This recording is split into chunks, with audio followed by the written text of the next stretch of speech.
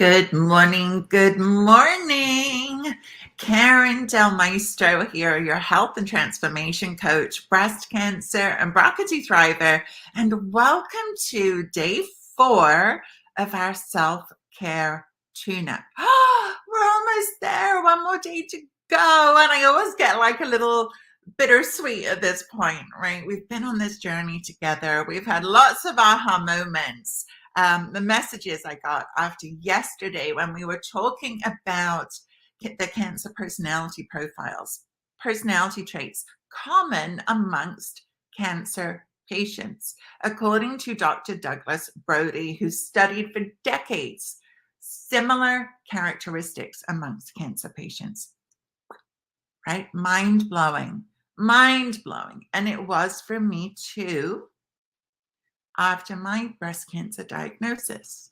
And that's why today we're kind of continuing on from that, because today I want to make it crystal clear for you to know for sure. And you may have like a little gut feeling, you may have a little niggle, you may be suspecting, but today we're going to really make it very clear for you to know if you are putting your needs on the back burner to take care of everybody else.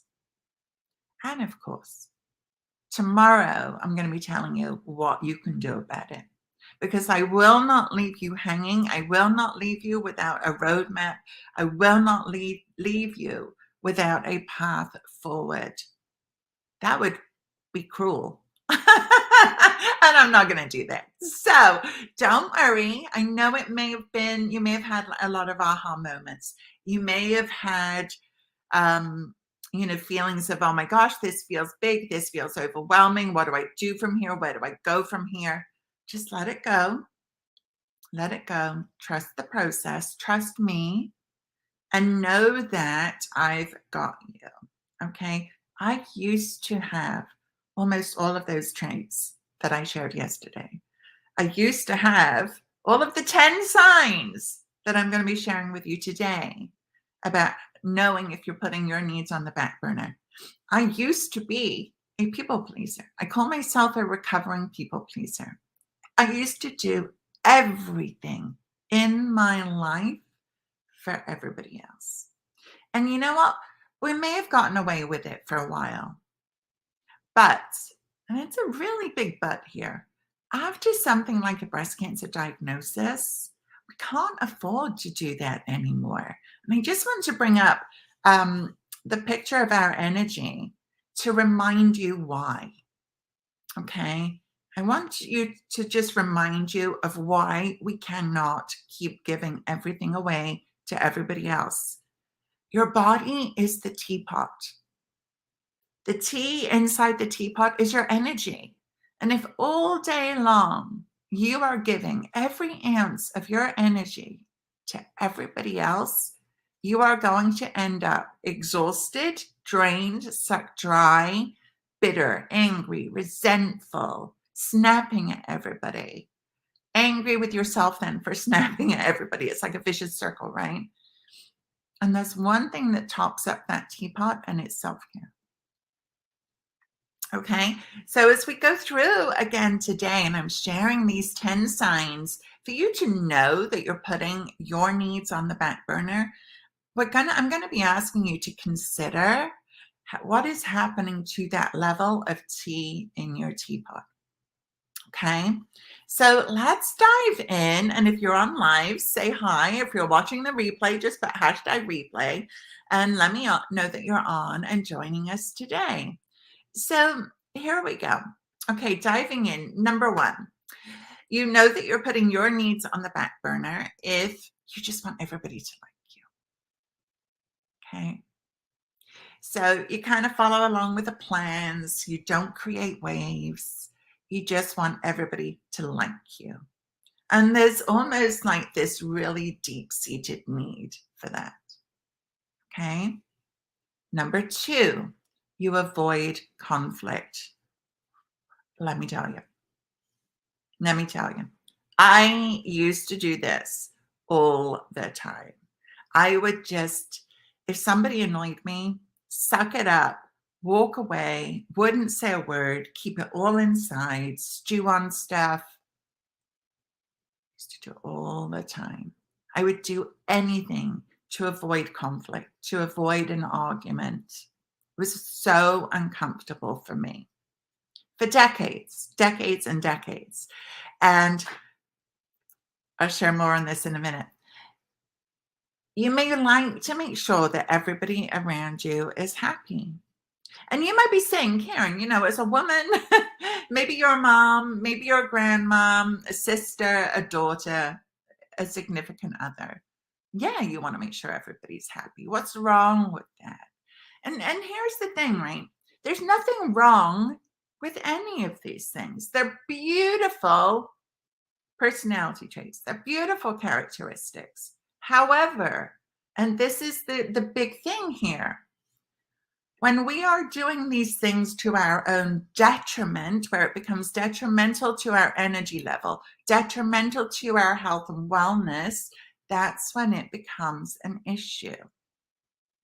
So we have to be really aware of when we're putting other people's needs before our own, that we are still taking care of ourselves. That's why we have to come first. Otherwise, we don't have the energy to take care of ourselves. Like we were talking about in day 2, the only way to effortlessly make time for ourselves is to take care of us first thing in the morning.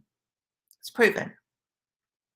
Why? Because otherwise, most of us are people pleasers. We're going to go out and spend our day and our energy taking care of everybody else. So it's not that these are bad things. So please don't misunderstand me. I'm not saying that. They're beautiful characteristics.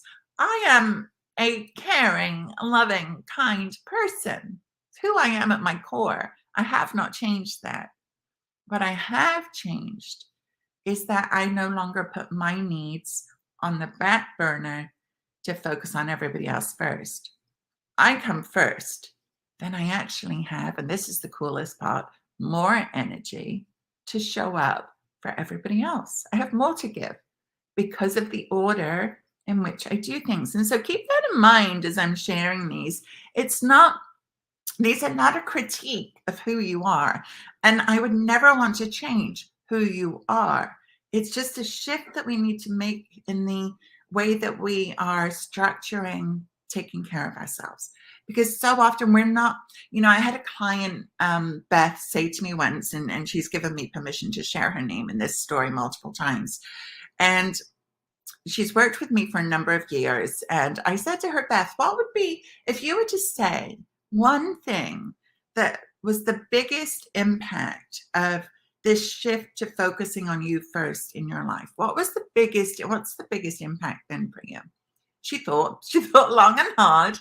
And she said, you know what, Karen, you talk about being at the bottom of the list, right? The to-do list. And that's kind of what we're going through today, right? You've got all of these other things and you're at the bottom of the to-do list. And she said to me, I wasn't even on the list.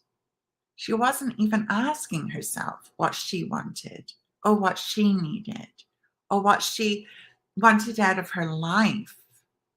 And perhaps you can relate to that because it's so common. And we just go through the motions and the same old things over and over in our life, not realizing that there's a different choice.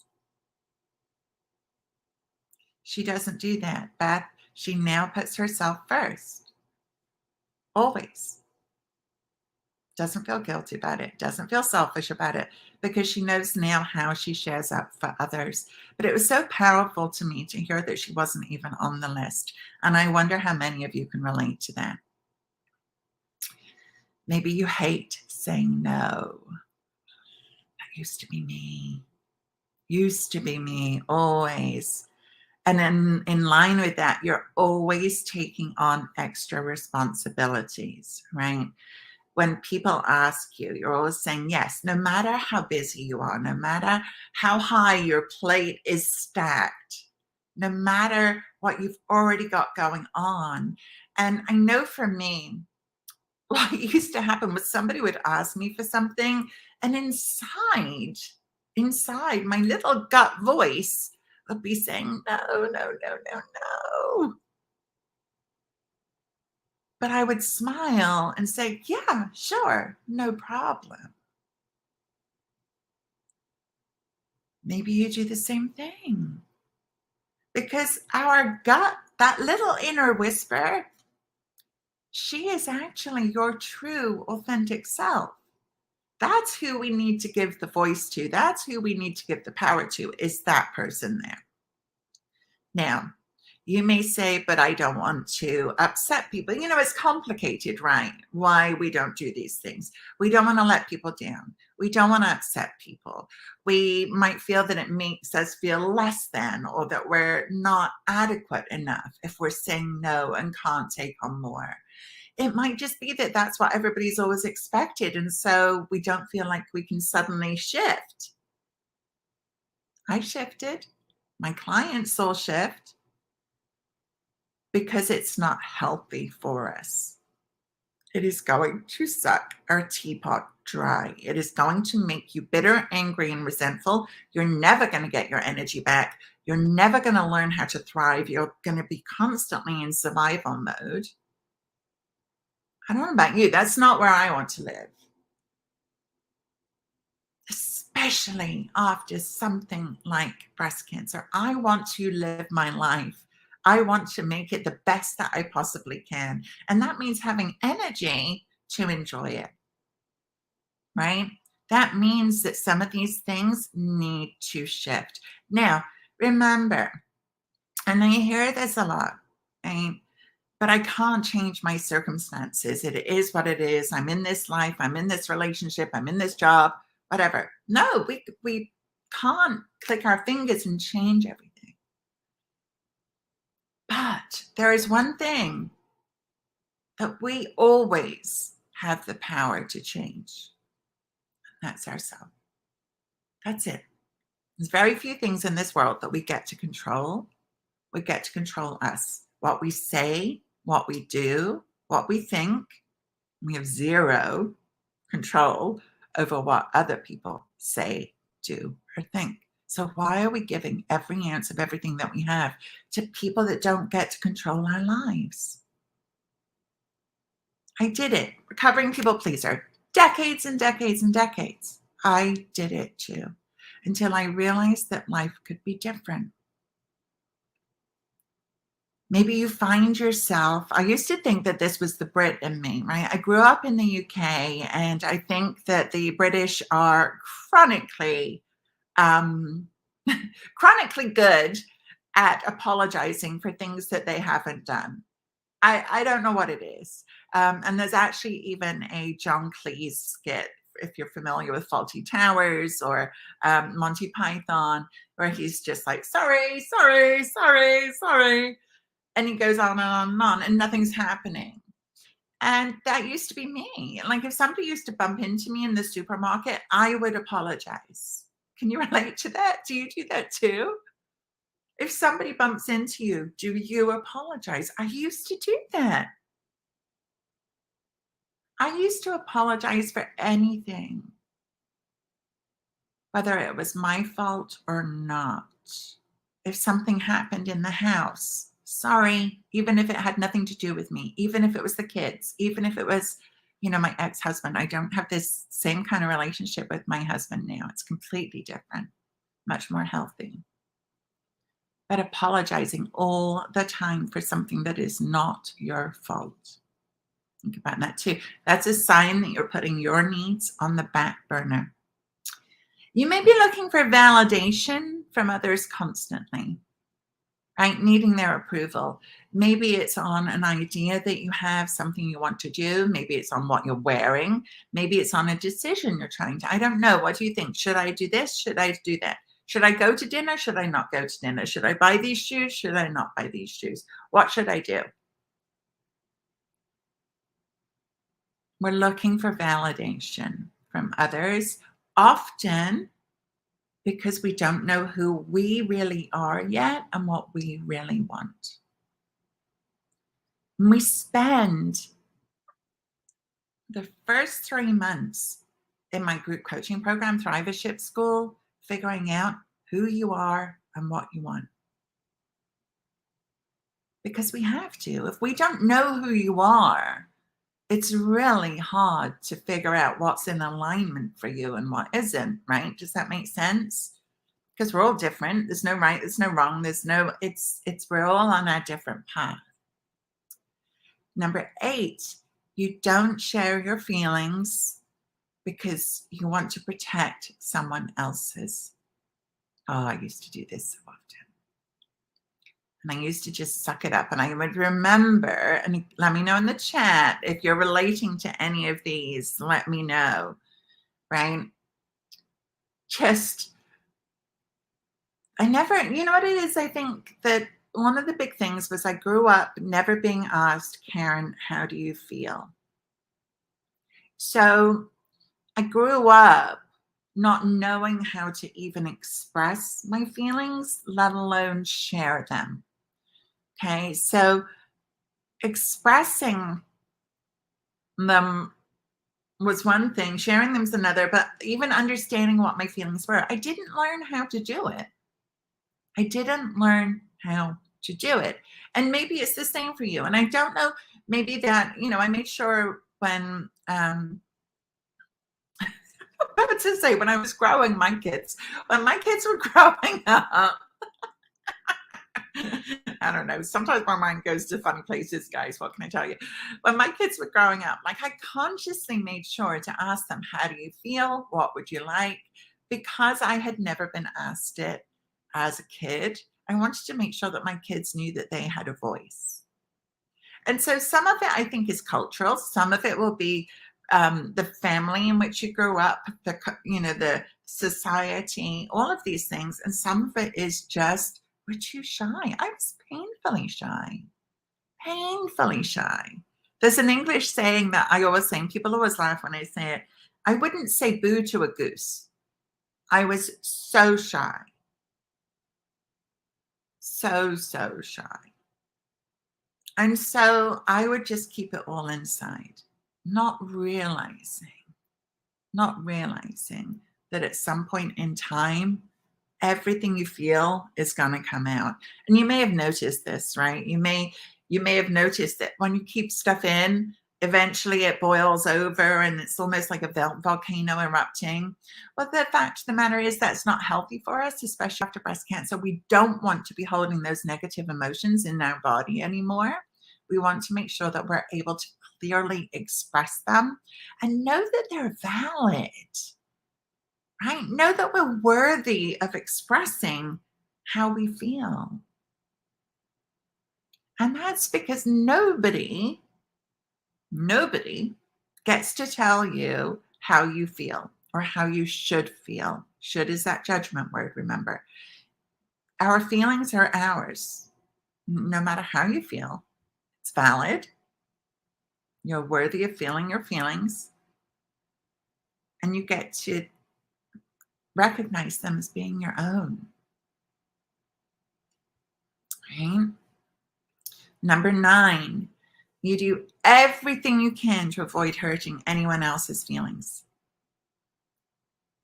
Again, this is the loving, kind part of being a people pleaser. We don't want to hurt anybody. We don't want to upset them. So we'll do anything we can to avoid hurting them, meaning we'll hurt ourselves. We'll make ourselves upset before we make somebody else upset. Again, not healthy for us. And I think so often, and this was part of my journey, it's part of my client's journey, is learning to communicate these things in a way that doesn't make somebody else defensive, right? That's been a huge part in my journey, because I think that so often we're afraid to say something because we're afraid of how somebody else is going to react, right? We don't want to upset them. We're people pleasers. We don't want to upset people. So we just don't say things and we keep them inside. And what happens? We stew on them. Our brain's going like this. And I want you to always remember, where our mind goes, our energy flows. So one of my Karen rules is that we don't stew on things. Either we do something about it or we let it go. Keeping it in here is going to turn into tummy troubles. It's going to turn into anxiety, turn into tense shoulders, turning into things that are counterintuitive when it comes to helping us lower our risk for recurrence. So part of it is learning how to communicate things in a way that it's going to reduce the risk of hurting somebody else's feelings. But again, remembering we can't control how somebody else reacts. We can't control how somebody else thinks or what they say or what they do. We can't control that. So when we let go of that and start to focus on what we can control, which is ourselves, again, it becomes easier. And this is all part of what we teach and cover in Thrivership School. And number 10, which I love because it's so specific, is that you have a hard time taking sick days.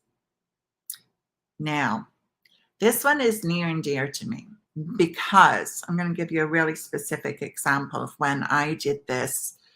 And I didn't realize at the time that it was part of a people-pleasing kind of mentality. Prior to becoming a health coach 9 years ago, I was a personal trainer. I was a personal trainer for over 10 years.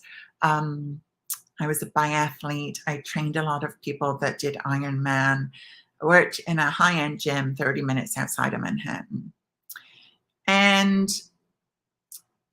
it was about a year prior to my life-altering car accident that out of the blue, one day, I woke up with this really bad stomach virus and I was vomiting, diarrhea for about 4 days. I ended up in the hospital, severely dehydrated. My eyes were bright red, both of them. And they were running a whole bunch of tests because they couldn't figure out what was going on. We never got to the bottom of that, by the way. Never got to the bottom of it. But after 3 or 4 days in the hospital, being rehydrated, lots of tests being run, I go home and my boyfriend at the time, this was in between my first husband and my second husband, my boyfriend at the time, I remember saying to him, you know, something doesn't feel right with my eyes. In the hospital, they said it was just conjunctivitis. And I said, something's not right. I don't think it's conjunctivitis. And I actually asked him to take me to the local eye doctor. He refused. Big red flag should have been, right? But there's me thinking, well, I don't want to worry him. I don't want to bother him. Learned a lot since then, right? I'm going back over a decade at this point. And I ended up walking down a hill, barely able to see, to go to the eye doctor.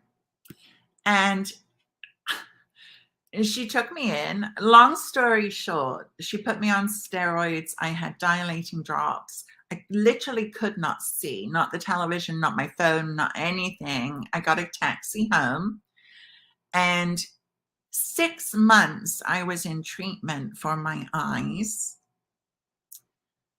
As soon as I could properly see, though, I was back to work in the gym with a baseball hat on, with sunglasses on. Like most gyms had fluorescent lighting.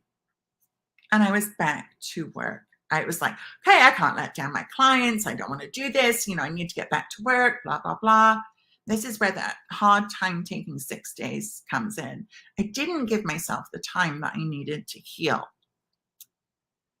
6 months later, the doctor actually said to me, Karen, you were this close to losing sight in both of your eyes.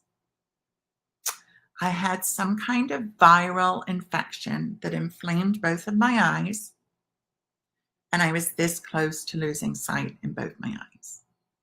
But as soon as I could, I was back at work. Well, I didn't learn from that.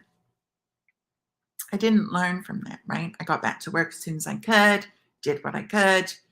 Almost a year later to the day, I was on my way into work, 4:30 in the morning, on an empty highway, and I was rear-ended by a produce truck. That, much like your breast cancer journey, was the day that my life changed. And I did try to go back to work. And I couldn't. I ended up in so much pain. I couldn't. I live with 5 herniated discs. They're still there. They're always going to be there. And that was the day that I learned to step off the hamster wheel, stop doing everything the way that I'd always done it, and say, okay, what am I going to do differently? And it was that point in time that I worked with a therapist. I was dealing with major PTSD. I still have PTSD. If I'm watching a TV show and there's a car accident, the sound of that glass shattering, I will never, ever forget. It was horrendous. I hit my head on the steering wheel. The other driver didn't even get out of the car. Like it was horrendous. It was absolutely horrendous. But I stepped off that hamster wheel. And I was scared. I actually ended up losing my job, losing my house. Everything in my life changed in that one moment, 4:30 in the morning on that empty highway. Much like yours changed when you got that phone call or you had that appointment and you were told that you have breast cancer. So we have an option. We can try, much like I did, after almost going blind, to go back to everything, trying to do everything the same way that we always have. I don't recommend it because I don't want a car accident or something more severe to happen to you. I wasn't listening. I wasn't listening. I was being redirected and I wasn't paying attention. I was trying to go back. And that is why I am so passionate about helping you not go back, but find the path forward. It's better, trust me. And when we let go of all of these things that we keep doing for everybody else, so that we can have more energy, so that we can top up our teapot, then we get to start creating a life that, trust me, is so much better than before. So much better than before. And so let me recap these things for you today. And let me know, as I'm running through them, which ones you relate to. And or maybe at the end, just say you're a people pleaser or you're not a people pleaser. Let me know. I really am very, very curious. So before we do that, let me just take a look at these comments here. Hey, Susan, good to see you. Sorry, I got dove right in there this morning. Good to see you. Karen's on too. Good morning, Karen. Karen's saying apologizing for random things is a Canadian thing too. Maybe it's something to do with the Queen. I don't know, but right? Crazy, crazy, crazy. Susan's saying that she's run out of back burners. Yeah. No more back burners. No. We are at the front of the list, ladies. We are at the front of the list. We have to be, if you want your life to be different, if you want something different, we have to come first. We have to. Hey, Tammy, good to see you. Glad that you finally made it live. It's all good. We've got the replays, right? Even if you don't for this. So it doesn't matter where you get it. But I always love to see everybody live and you get to ask questions. So let me recap. Or you know what? Before we recap, do you guys have any questions? First of all, on anything I've shared here today yet? Before we recap all of these people-pleasing tendencies.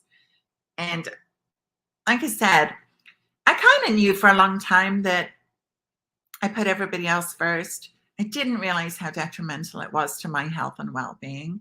And you may also notice that there's some crossover between these characteristics today and the Cancer personality traits from yesterday. That's because so many of these Cancer personality traits are linked to us being people pleasers. I'm a recovering people pleaser. That means that you don't have to stay as a people pleaser. You too, and I've even created a system to help you get through that. A system. because that's how important this is. That's what I share in Thrivership School is my system to get you out of people-pleasing mode, to start you focusing on you first without feeling guilty, without feeling selfish, so that we can give more. I'm not looking for you to stop giving. I don't stop giving. I hope that that's apparent. I care. I give. It's who I am. And I'm not sharing that about me. I like that about me, but I'm not going to do it to my own health and wellness detriment, because that is the opposite of self-care. Self-care first, always.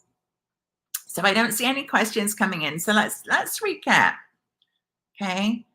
Signs that you are putting yourself and your needs on the back burner. Number one, you want everyone to like you. And I'm just going to run through them. Number two, you avoid conflict. Number three, you like to make sure that everyone around you is happy.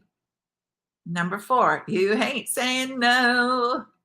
These all used to be me. You are always taking on extra responsibility, even when your plate is already overloaded and you're stressed out and anxious and just completely overwhelmed, you still say yes. You apologize all the time, even when it's not your fault. And you look for validation from others constantly. You don't share your feelings so as to protect someone else's. You do everything you can to avoid hurting anyone's feelings. And you have a hard time taking sick days like I did when I almost went blind. Not so good, right? So what I invite you to think about is how each of these drain your teapot, drain your energy, suck you dry, and ask yourself, how is this going to serve you to recover and thrive?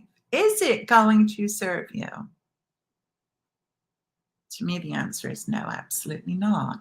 And I hope that you can see that really clearly now. Susan's sharing 30 plus years ago, she worked through chemo treatments, took off only 2 days for the IV. Yeah, retired now, so sick days don't matter.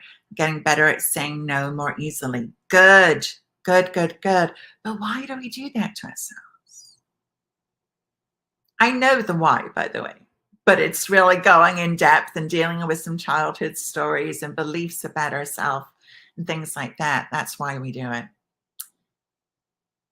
Yesterday and today scared me for my kids. They've learned these things from me, and I now have to reverse it for all of us. It's increasing all of our risk. Okay, Tammy. Oh, my love, if I could give you a hug right now, I would. Okay, please don't be scared. Please don't be scared. Okay, because we can always change things. It's just a matter of when we don't know something, we can't do it, right? When we don't know how to read, we can't read. When we don't know how to speak Chinese, we can't speak Chinese. When we don't know how to put ourselves first, we can't put ourselves first. So please do not be hard on yourself, first of all, okay? Second, I want you to know that you get to make a decision. And tomorrow I'm going to give you a really special opportunity. Okay, so look out for that tomorrow. To get out of the people pleasing. To take a path that has been tested, that is systematized, that's the word. And to walk with somebody that has been in your shoes. You don't have to stay stuck. Okay, so please do not be scared. Look at this from a place of observation and curiosity and say, okay, this is just where I am today. Is it where I want to be 6 months from now, a year from now? Or do I want to start doing something different for me that my kids are then going to learn from too? Even if they're grown, they will still learn. They're still looking to us. So please don't be scared. Know that there are things to do. I would never, and know this about me, I would never open your eyes to something without a solution. We've got enough fear in our life. We don't need more of it, right? So everything that I teach is about helping you lower that risk for recurrence. But as with any information is one thing. Implementing it and doing it is something else. And that's why so often we need support, we need coaching, we need people that get it. Just like I did after my car accident. It's like, this is too big. I'm too scared. I don't know where to go. I don't know what to do. I worked with a therapist and I worked with a life coach. And it was through that I found health coaching, which, by the way, is like a life coach and a nutritionist rolled into one. It's like a double whammy. So please don't sit in fear. Sit thinking about that you have a decision to make. Are you going to stay where you are and be there 6 months from now, a year from now, 2 years from now? Or are you going to start to make some changes? That's all you need to start thinking about. And it's up to you to decide that you're worth it, to decide that your life is worth it, to decide that it's worth it for your kids. It's up to you to decide. I can't decide that for you. All I can do is present to you this information that I believe is a game changer and a solution to help you, a path forward. And that is Thrivership School. And I will be sharing more about that tomorrow, or how you can learn more about that tomorrow, I should say. Being presented tomorrow with a really awesome, I believe, opportunity for some free one-on-one time with me. Because I don't want to see you stuck. I want to see you moving forward. So look out for that tomorrow. I hope this has been helpful to help you really identify where you are today. Like I said, but tomorrow we're going to be talking about, by the way, and I'm going to give you a heads up to show you again. Tomorrow we're going to be talking about some solutions tomorrow, right? So tomorrow we're going to be talking about effective self-care solutions to quickly boost your energy.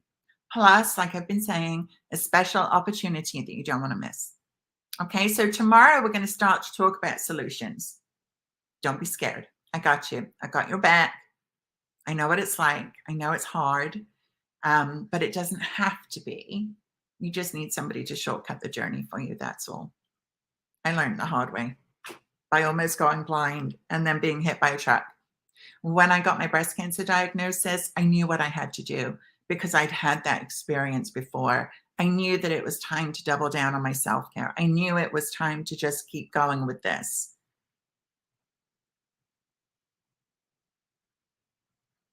And it's helpful when somebody has been through kind of what you're going through, I believe. So, okay, that's it for today, guys. Thank you for hanging out with me. Good to see you all. I will see you tomorrow for our final day where we're talking about effective self-care solutions to quickly boost your energy. In other words, what can we do tomorrow to top up that teapot? Yeah, let's do some of that. I love it. Love it. Love it. All right, guys, have a great day. And I will see you tomorrow for our final day in our self-care tune-up. Again, I'm your host, Karen Del Maestro, your health and transformation coach.